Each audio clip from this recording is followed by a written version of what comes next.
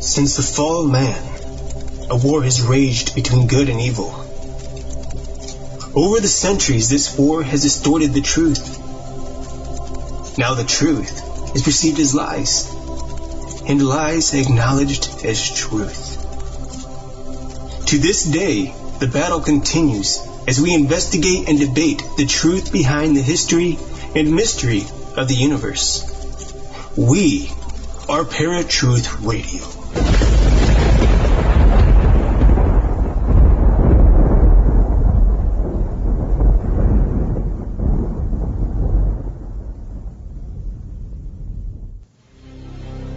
What happens to prisoners when they die? Do they move on like many people believe? Or are they afraid of judgment? Do they stay within the same walls that they were punished in for so long? Join us as we try and figure out these very questions on this year's Halloween episode of Paratruth Radio. Now Paratruth presents a talk through the Ohio State Reformatory. Halloween 2016. What's going on, Parafans? Welcome to a brand new episode of Paratruth Radio, and it is our Halloween episode. Ooh! Tonight, Eric is gone again. He's going to be gone for a couple of weeks, so I wish him the best of luck getting the rest of his schoolwork done, and welcome him back as soon as he can come.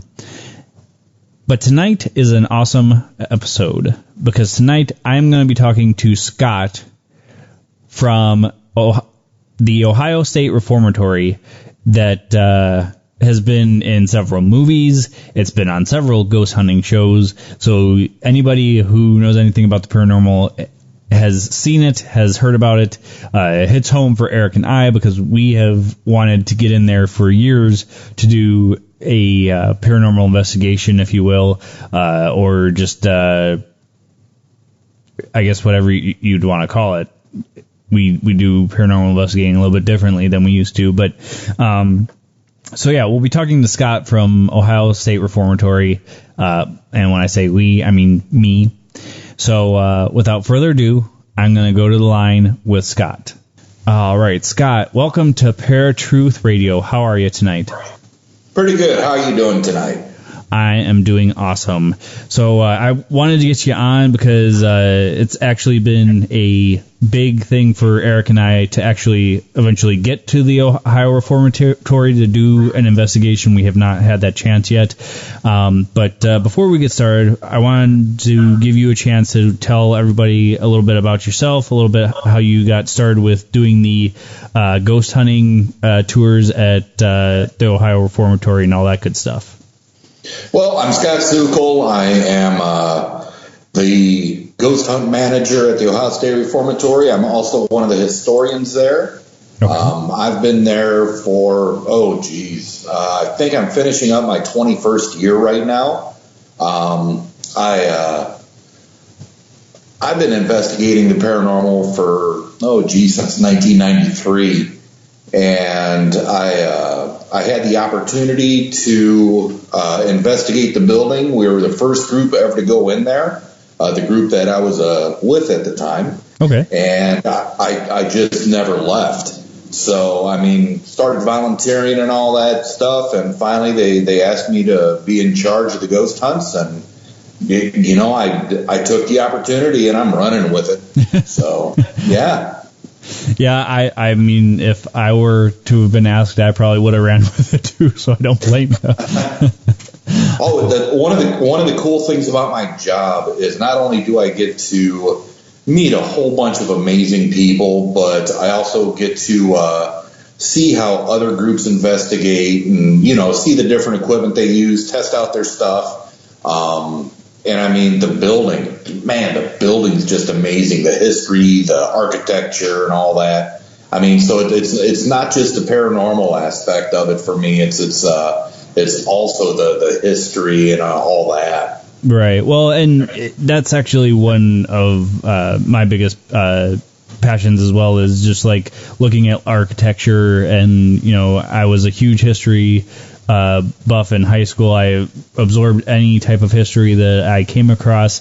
So it's really interesting. I mean, in any type of paranormal investigation, to see the history, especially if you're doing a historic site.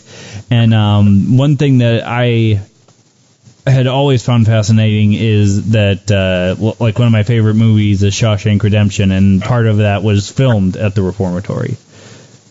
Yes, actually most of the stuff that you see on screen is filmed at the prison. I mean, everything from all the yard scenes, those were done there. The Brewer Hotel, where old man Brooks ended up hanging himself, and then Morgan Freeman's character, he went there after he got released. That room is in the prison. Oh, okay. They used a lot of the building, a lot more than people think. Now, ironically, one area that they did not use for Shawshank Redemption were the cell blocks, because Castle Rock Entertainment, the production company, needed the cells to face each other, and they just couldn't make it work at our location because all of our cells face out. Oh. So they built a fake cell block in a local warehouse and just used the fake cell block. So... Now, and correct me if I'm wrong, but recently you guys have been doing some renovations to get the reformatory back up, certain areas that were falling into disrepair, correct? Yeah, some years back we restored the first floor of the warden's quarters. Okay. We have restored the central guard room. We are in the process of restoring the first floor of the West Administration area, and that is going to house the Ohio Department of Corrections Penal Museum. And then we are also, at this time, starting to restore the rooms that were used in Shawshank Redemption. Okay, yeah, that's what I thought I saw about the first floor and it being some type of museum. So that's actually really interesting because... unfortunately, I'm sure it's kind of hard to keep up on this old building, especially as architecture gets older, it starts to decay.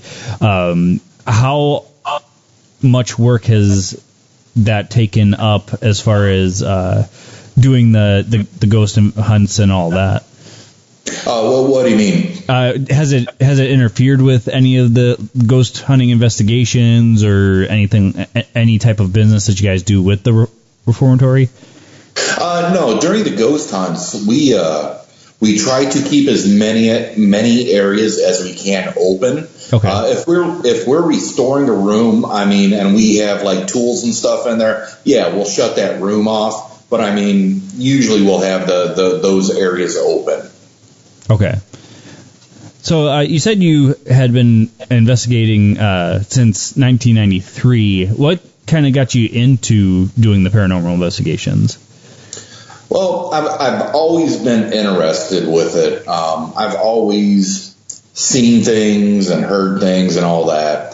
That was back when I was little, but just like a lot of people, that sort of faded away. Right. As I got interested in other things. And then one of my friends, she had something going on at her house. So, of course, that sparked my interest again.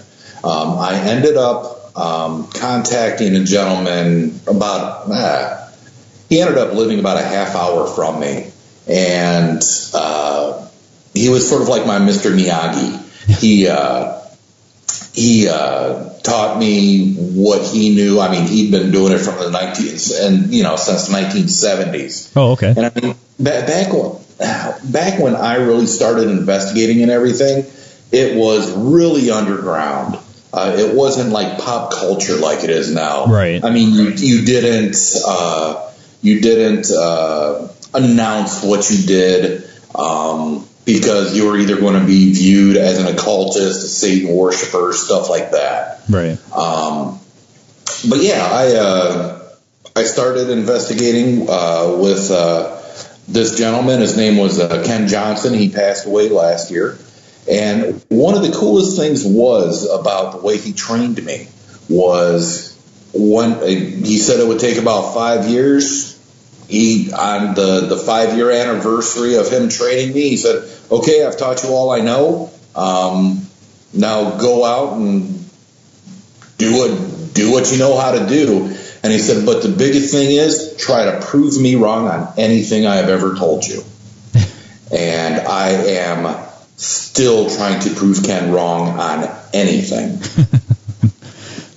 Well, and that's one of the biggest paradoxes of paranormal investigating. Like Eric and I have always said, just because it's weird doesn't mean that it's paranormal activity, but prove that it's not.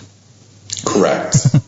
So, and it's funny that you bring up that, back in the 70s and even in the 80s, it was kind of taboo to talk about paranormal activity. And, nowadays, Ed and Lorraine Warren, who are being glorified through TV and movies, back then, even when they were doing it was taboo. Nobody talked about it, even though the movies make it seem like this was a normal thing.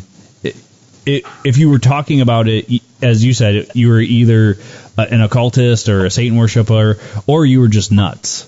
And yes.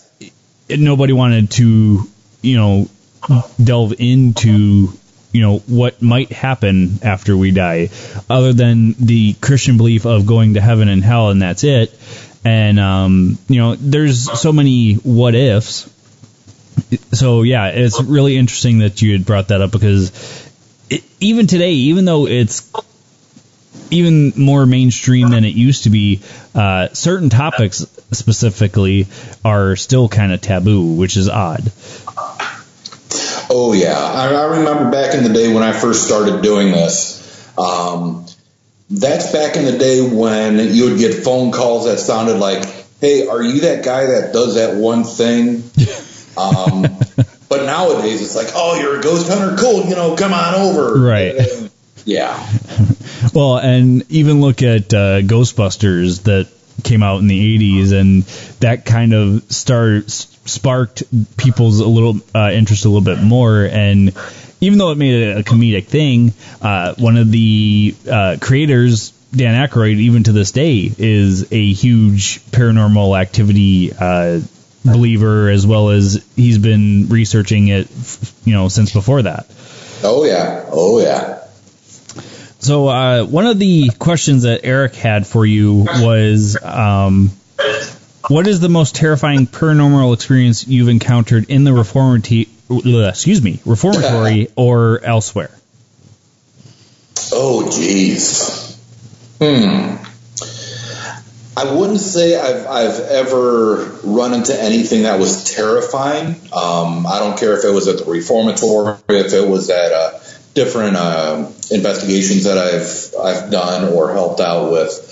I have experienced some things that I still to this day look back and go, "Man, did that really happen?" Mm-hmm. Like back in, that was a long time ago. It was one of the first years I was down at the prison. I was punched in the left kidney to the point where it put me on the ground. Oh, wow. Yeah. I don't know if I was at the right place at the right time or the wrong place at the wrong time. Depends on how you look at it. Right. I really don't get spooked by much. There are things like, I don't know, little kids freak me out. There have been times where I've been at the prison and I'll hear like a little girl walking behind me. Mm-hmm. And like giggling and stuff like that, and I'm the only one in the building. That perks your ears up. Right. Well, and which is kind of interesting because, and it could be I don't know the whole history of the reformatory, but did any little girls die at the reformatory? I would assume not, unless it was like the warden's daughter or something.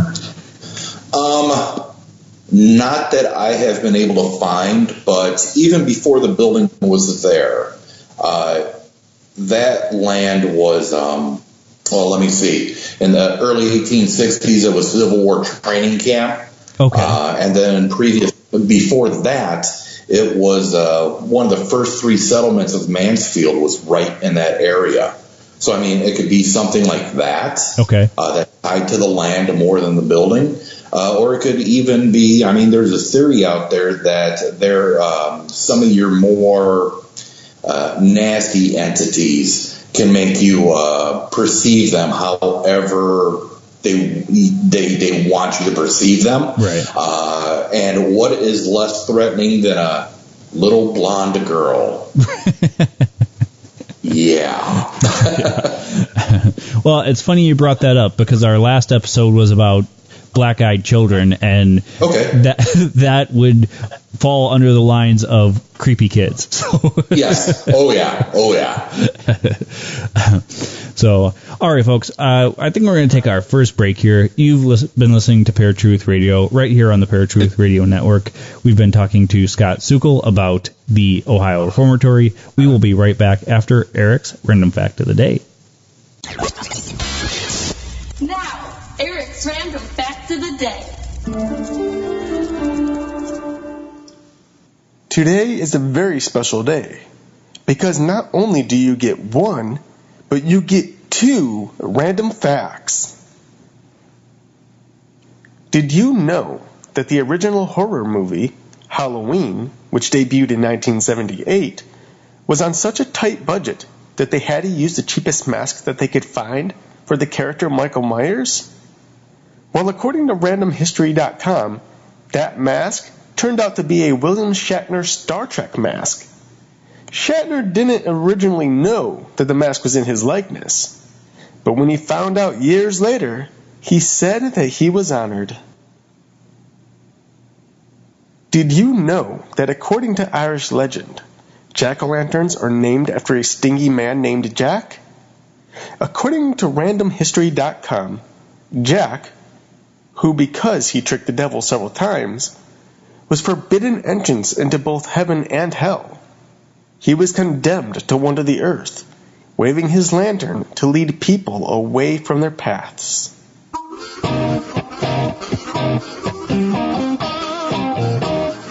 This was Eric's Random Fact of the Day.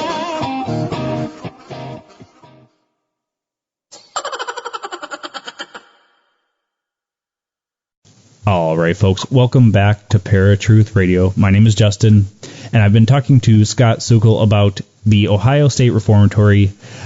Something that you actually just brought up just before the break, Scott, is that there are darker entities that would maybe mimic the little girl that you're hearing. One of Eric's questions actually touches on that. He says, some people believe that the ghosts of the Reformatory are strictly human, while others believe there may be demonic entities that reside there, either feeding off of negative emotions and experiences, and even portraying human beings. What are your thoughts and why? Okay. We do have, I believe that we do have, everything from the residual energy there to the, sentient entities like the spirits of dead folks, if you want to call it that. Mm-hmm. Not with the demon thing. I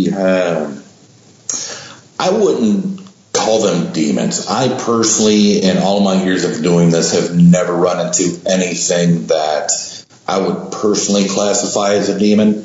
I look at it like this. We would be stupid to think that we're the only life form that is out there. Pretty much what we see in our everyday life, there's more out there than we are perceiving. There seem to be different planes of existence, and who's to say that there aren't other entities that live on those different planes of existence? Right.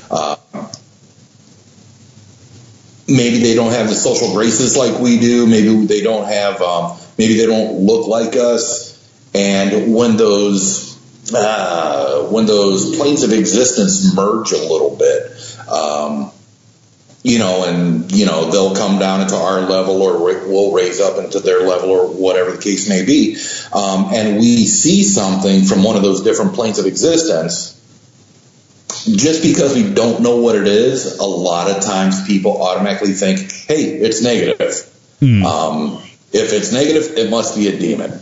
No, I look at it like this. They're strangers in a strange land. I have seen, not only at the prison but other locations, stuff that I know was never human. But I mean, it's I'm not scared of it. I'm more intrigued by it. Right. Because I want to know. I want to try and figure out what those things are.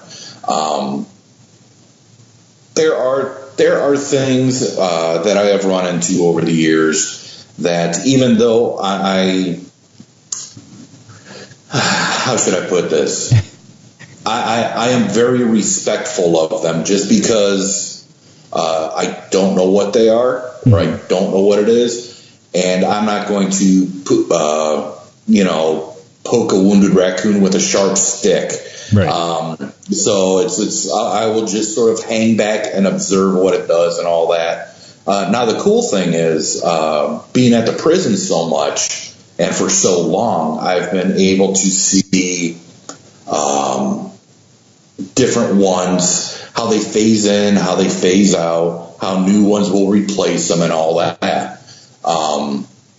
So yeah, we do have a fair amount of what a lot of people believe are sentient human entities, but we also do have, the different entities there that were never human. But like I said, I'm not going to go and say, hey, it's a demon. It's a demon. So yeah. Well, when you talk about dark entities, I think that's where a lot of people's minds will go, is demonic. So, in your opinion, and this is just speculative, do you feel that beings such as like fairies, Bigfoot, those types of things, do you think Bigfoot is like a interdimensional creature? Because a lot of people have been pointing to that, but that's why I bring up the question, because you had brought this up. What do you feel are the dark entities that are coming through? I honestly think the dark ones that come through at the prison are just, I honestly think those are human. Okay. Because if you think about it, that building housed rapists, murderers, truly evil people. We, over the past 2 years ago, we received the actual electric chair that was used in the state of Ohio, where 315 people, died in it. Wow. And these were 315 of Ohio's worst criminals. These are people that, raped families and murdered them afterwards. I honestly think that's where a lot of the darkness comes from, not from the things that aren't human, but I believe they are things, or they are entities that were human at one time. And I mean, if you weren't exactly a nice person in life, you're not going to be a nice person in death. Right. Well, and so do you feel that these spirits get twisted even more so than what they were in life, so they are without a body, they're able to attack even easier? Do you feel that that's what's going on? Yes, I feel that they have the ability to morph. They can become even darker just by the.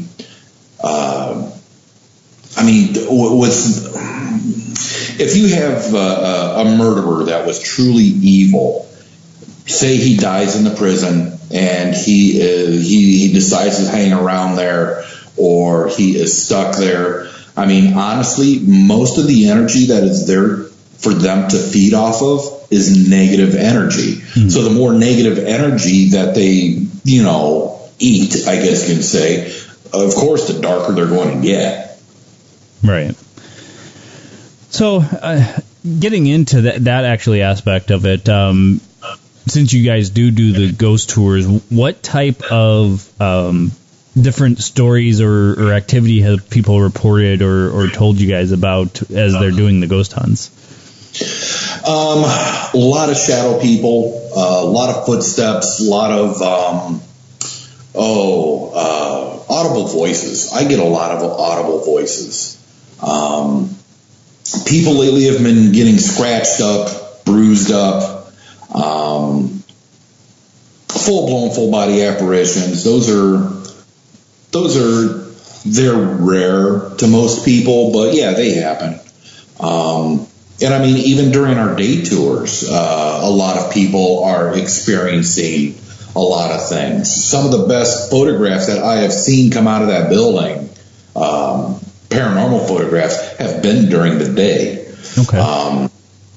But I mean, like touching, a lot of people have get touched, hair pulled,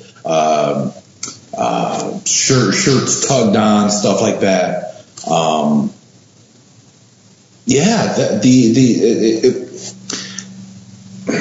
The activity is always changing. I mean, it changes different areas.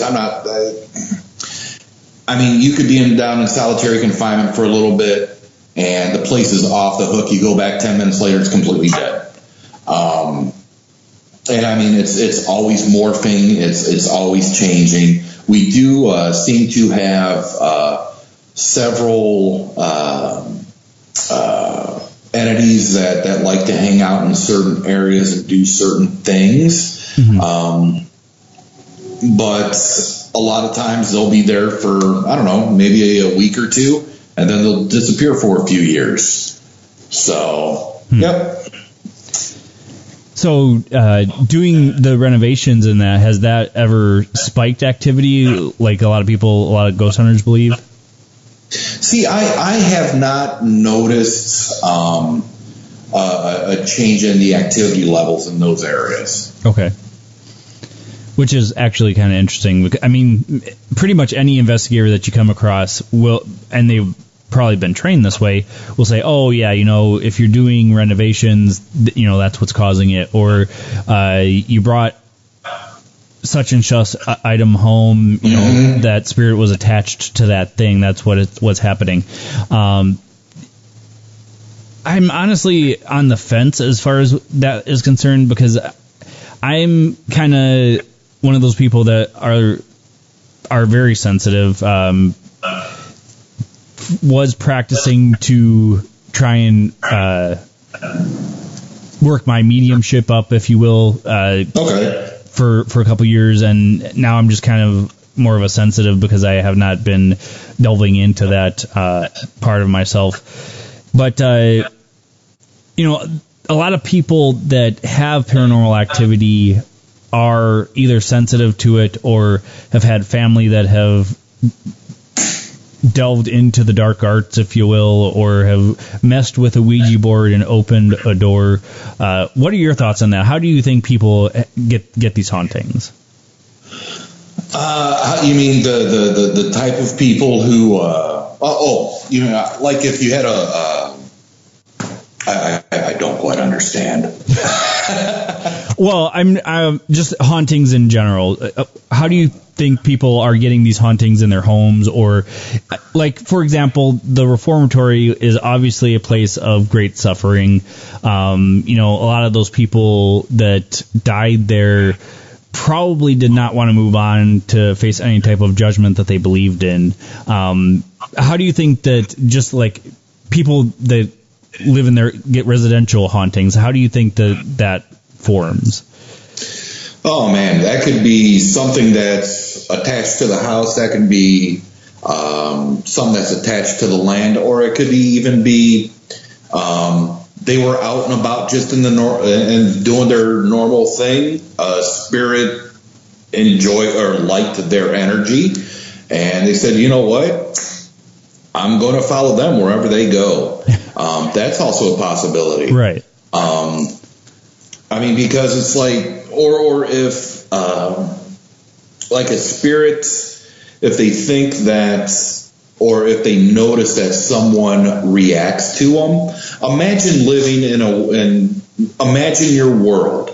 It is real to you, but very, very, very few people actually react to you. Most people won't talk to you. Most people can't see you. But you find that one person that you walk past them and you notice that their eyes are following you, or they react to your presence. It seems like a spirit will sort of, I'm not going to say attach to the person, but follow the person, just for the simple fact of, my God, there's somebody who notices that I'm here. Mm-hmm. So, right. I mean, that's a possibility. Right. Oh, that answers my question. Last question that Eric had for you was, what do you say to people who claim that ghosts of any sort don't exist, or even other entities? Well, I respect their opinion.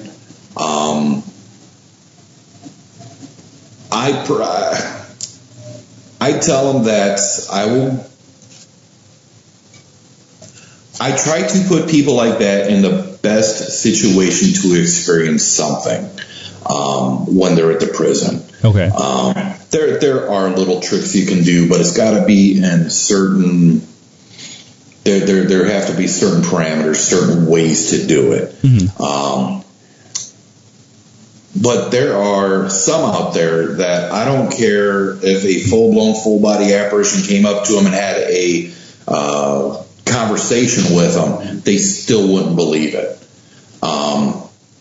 Perfect example, years back, I was showing around a newspaper reporter and a photographer from the newspaper. And the reporter, he didn't believe in any of it. It was just a fluff piece for Halloween. The photographer, she was all into it. And we're down in the basement underneath administration. And we step into this one room and here in front of us stands this guy dressed in full khaki outfit, bald white guy. He had very short hair, very close cropped hair. About 6'3", 6'4", a very hulking person. And I'm standing to the right of the reporter as we're walking through this doorway. And the reporter is looking at this guy. I'm looking at this guy. The reporter, while still looking at this guy, taps me with his elbow and says, "Do you see him?" And I said, "Yeah, he's a tall white guy that's standing there. He's a trustee." And as soon as I said that, the apparition turned to its left, took two steps, and disappeared. Well, the photographer, she is behind us, and she's snapping away pictures over our heads, trying to get a shot of this guy. And as soon as he disappears, she's looking at her screen, trying to see if she got anything. And I looked at the reporter and I said, "Well, do you believe now?" He said, "Oh, my mind was playing tricks on me." All three of us saw this guy. So for some people, some people are so skeptical that their explanation for it is even more paranormal than if it would be the paranormal. Now, you had brought up the whole activity during the day and the evening and how it doesn't really matter. Is there certain seasons or time of the year that it's amped up more than others? A few years back, we started doing what we call extreme ghost hunts, which were over the winter time. Now, for the first couple of years we did them, the activity was ridiculous. I don't know if that was because that is our slow season. We don't run day tours or anything. Oh, okay. So I wonder if the guys were more comfortable because, I mean, if you think about it, during our main tour season, we have tens of thousands of people walking through their building or through the building. But when there's no tours going on, it's like, oh, you know what? We can come out. We can actually just not have to deal with people. So I'm wondering if they get more comfortable during our off season just because there aren't as many people going through. Or it could be about the whole, well, it's cold out, the humidity's lower, all that. I really haven't been able to find a real good, answer for that yet. Right. I don't know.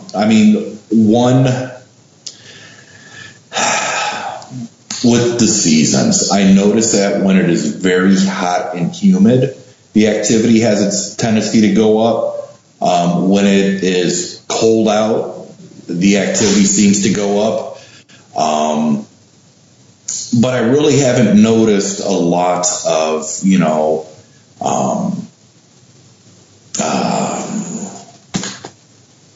I really haven't noticed a huge swing consistently over the seasons. I mean, like I said, a few winters back, it was ridiculous. Last winter during the extreme hunts, the activity was good, but I mean, it wasn't ridiculous like it was the years before. Right. So, and honestly, I don't know if the spirits even know, day or night or anything like that, hot or cold. I mean, maybe it's just the atmospheric conditions at those times. Like I said, hot and humid, or just bone-chilling cold. Right. I don't know if the atmospheric conditions are more conducive to activity or what. One thing I have noticed over the years. One thing I've tried to do over the years was try to dispel a lot of the commonly held folklore, a lot of the myths about activity. Honestly, full moons, it seems to kill the activity, at least at the OSR and a lot of other locations. New moons seem to be more active than full moons, but the biggest thing that I have found that affects activity is when the barometric pressure is dropping, the activity goes up. Like if a thunderstorm's coming through, you know what? Get your equipment out and, go get yourself some EVP. Right. But I mean, it seems like during a storm, the activity starts to fizzle out. After a storm, you know what? Go home. Go to sleep. So. Well, that's funny that you bring that up because, I mean, a lot of people believe that, especially the human spirits, are feeding off of electrical energy or any type of energy, really. Mm-hmm. But so that would make a little bit of sense, especially if it's a thunderstorm specifically coming. They're getting ready for that energy boost. So, during the Halloween season, you guys do a haunted reformatory, right? Correct. It's called the Paranormal Penitentiary this year. We have a well-known special effects artist. His name is Robert Kurtzman, doing the haunted house this year. The route takes you about 45 minutes to an hour, depends on how fast you run out, and it covers most of the building. So it's a good time. It's a good time. Now, do you ever have people reporting seeing people that aren't there, that aren't, costume people? Oh yeah.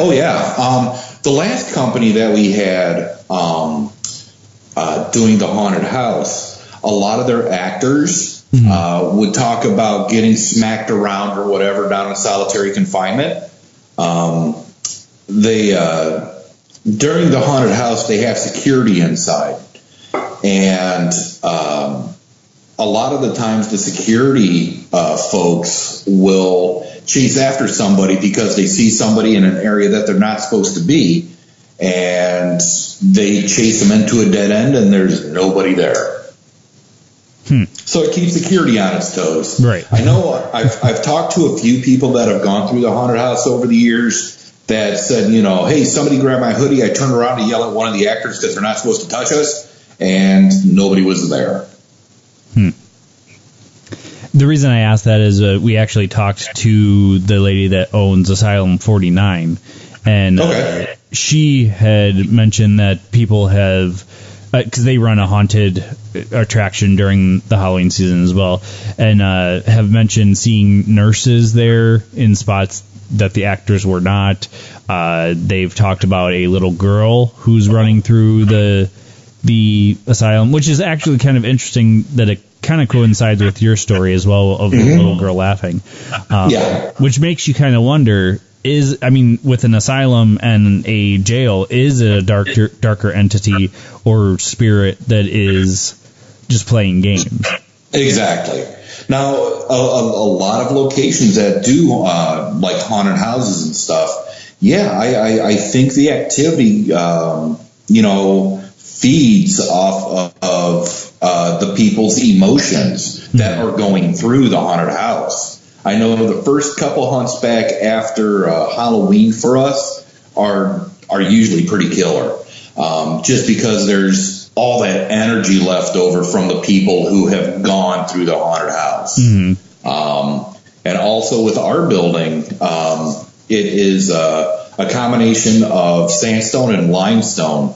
Now, when the architect, when he said where he wanted the stone to come from, he picked quarries that had stone with extremely high quartz content. So just sucks up that energy. Yeah. And that kind of sparks a question in my head because back when Eric and I were actually doing paranormal investigations, we had a team in Ohio.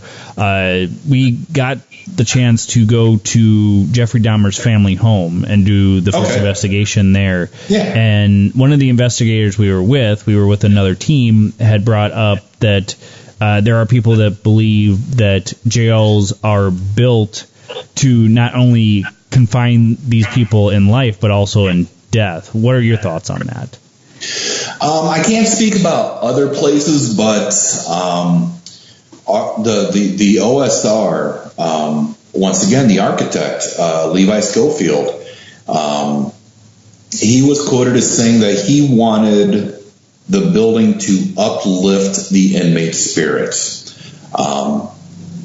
Now, you could look at that two ways. You could look at it as, man, look at this place. This place is beautiful and spiritual.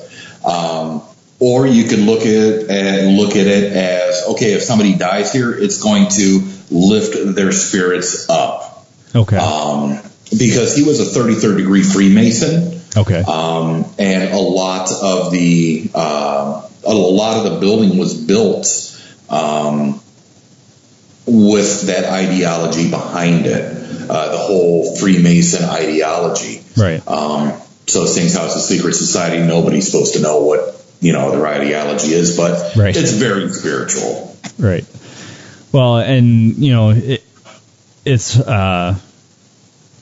just something that I've actually thought about a lot, because there are some people that are going to be very heavy-handed, if you will, that feel that these people should be punished in life and should not continue or should not stop that suffering after they die, that they should be punished even then. So it's just something that's actually really been something of a question on my mind a lot. One of the last questions for you, probably the last question I have for you before we go to break here, is, you guys have had several of the TV shows there. In your opinion, have there any of them been more, what's the word I'm looking for? Have they ever come to you and said that, wow, this is one of the best active places we've been at, or any opinions about the activity that they've come across? Well, with TV shows, that's getting into a weird area there. Right. Just because, how should I put this? TV shows, a lot of the shows that have been on for a while, it seems to be more of a job to them. We're going to go in, we're going to film this episode, and then we're going to get back to the hotel.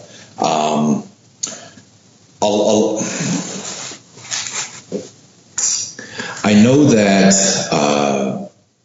Steve and Dave from TAPS, when a lot of times when they'll come down, I'll walk around with them.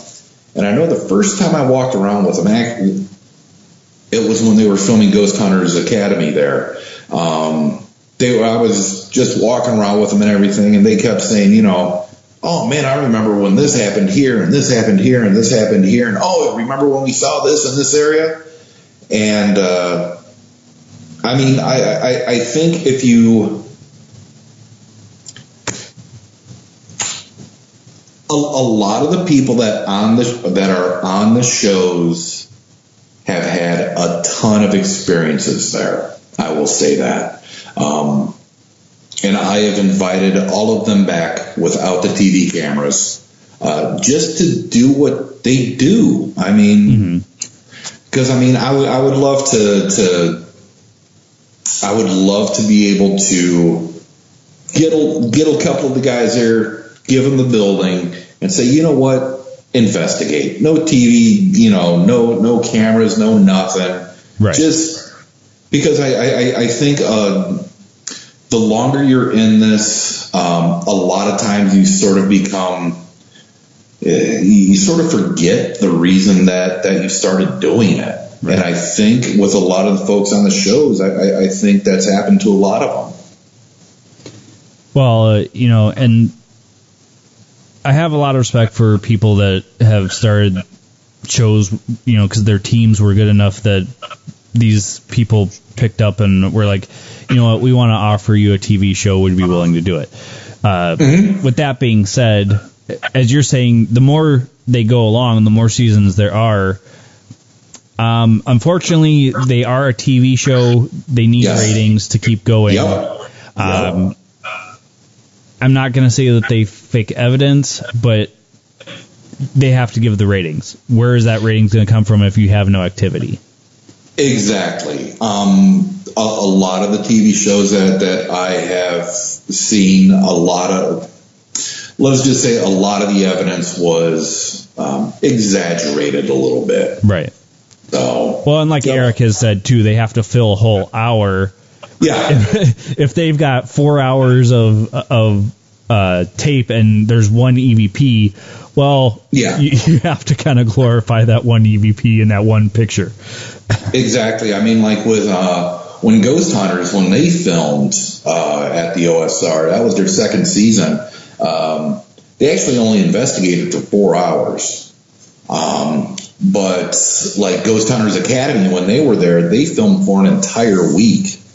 And that was fun. That was fun. It was a very long week, but it was fun. They covered that building the best that any of the shows has covered it.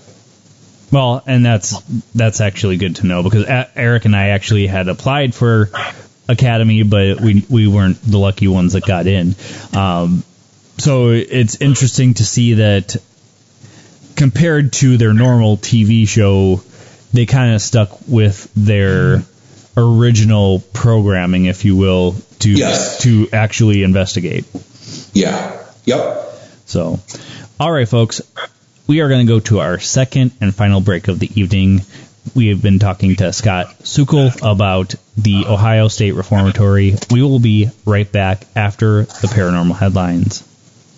And now, Paratruth Radio's Paranormal Headlines.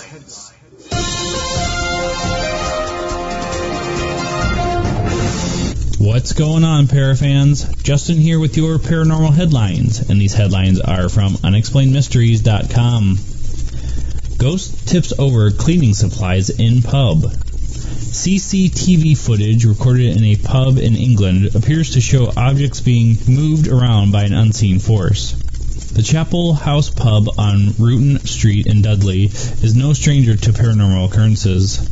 Manager Katie Round and her fiancé Ben Parks have already experienced several unexplained incidences despite having only taken over the pub around 9 weeks ago. Last Friday, a glass on a shelf above the bar propelled off and hit me hard in the chest, said Ben. Sometimes you can hear footsteps coming upstairs, but then they just stop. The couple's most intriguing encounter to date, however, centers around a CCTV footage that was recorded while they were cleaning up one evening. I was cleaning up at the end of the night and heard something in the kitchen. I went out to look and couldn't see anything, so I thought it was my other half pulling my leg, said Katie. When they later reviewed the CCTV footage, however, they noticed that a wet floor A-board sign had moved and fallen down all on its own. The video also showed the moment when Ben was startled by a mop which had also fallen down without warning after being propped up against the wall. He jumped out of his skin, said Katie. When we looked at the footage later, we couldn't believe it. Could Planet 9 explain sun tilt mystery? A large planet lurking in the outer solar system could be causing the sun's rotational axis to tilt. Nobody knows exactly where it is, how big it is, or if it even exists at all, but when researchers at the California Institute of Technology revealed earlier this year that the existence of a ninth planet in our solar system was a very real possibility, the hunt for this enigmatic new world began in earnest. Now Mike Brown and Konstantin Batygin, the scientists who originally proposed the planet's existence, have come forward once again to offer up further evidence. Their findings, which were presented this week at the annual meeting of planetary scientists of the American Astronomical Society, suggest that Planet 9's enormous size could be causing the solar system to wobble and the sun's rotational axis to tilt, a phenomenon that has itself remained a mystery to the better part of 2 centuries. Because Planet 9 is so massive and has an orbit tilted compared to the other planets, the solar system has no choice but to slowly twist out of alignment, said lead author Elizabeth Bailey. According to Brown, there is a good chance that Planet 9 will be tracked down and directly observed by telescopes within as little as 16 months. I think that there will be enough people looking for it that somebody's actually going to track this down, he said. At the next one of these conferences, we'll be talking about finding Planet 9 instead of just looking for it. And this has been Justin with your Paranormal Headlines. This was a segment of Paratruth Radio's Paranormal Headlines.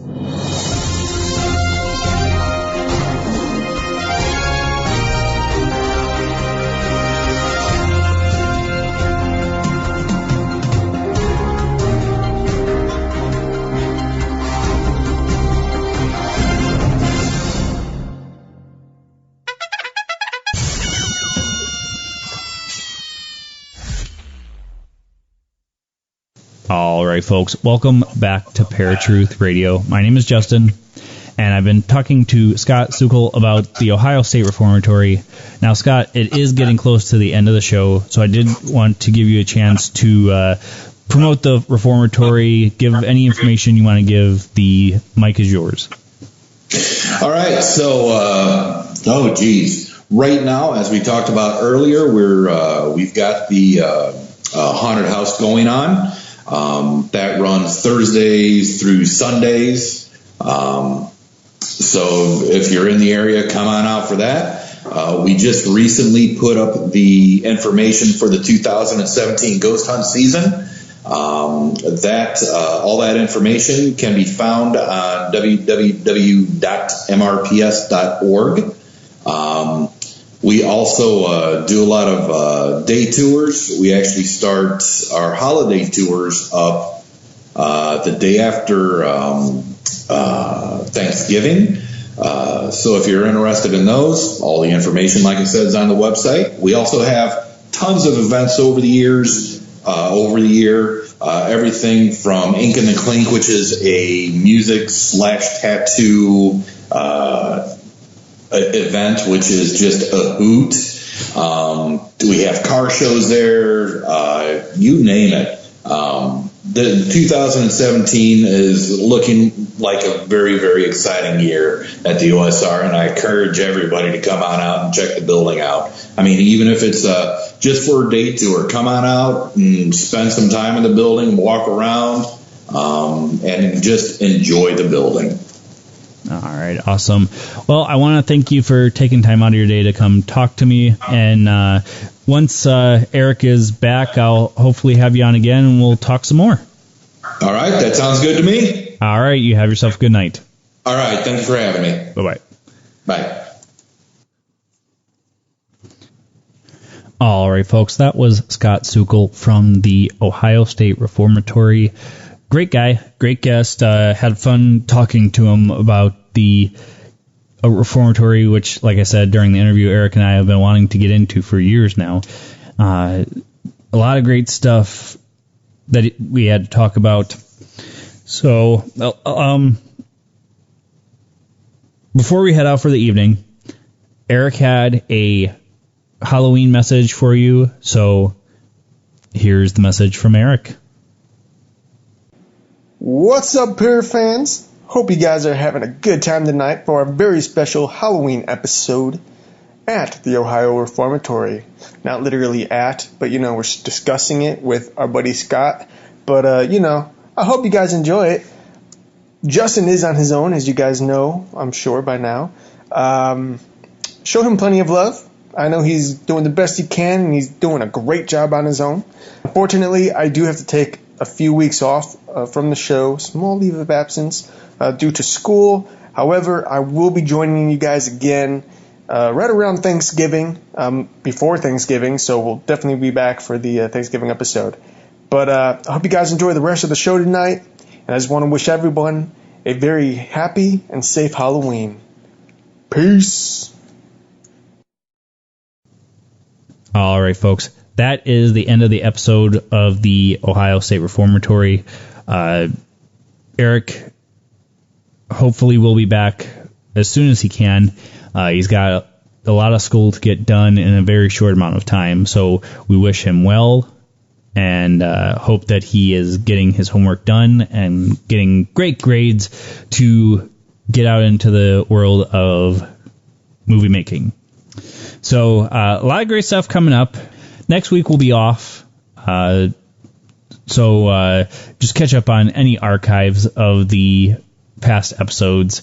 The following week we are going to have Kay Carswell from Deception Detection Radio, and I believe Chad Riley as well, to talk about mass hysteria. Interesting stuff. So until next time that we see you, same time, same channel. My name is Justin. Peace.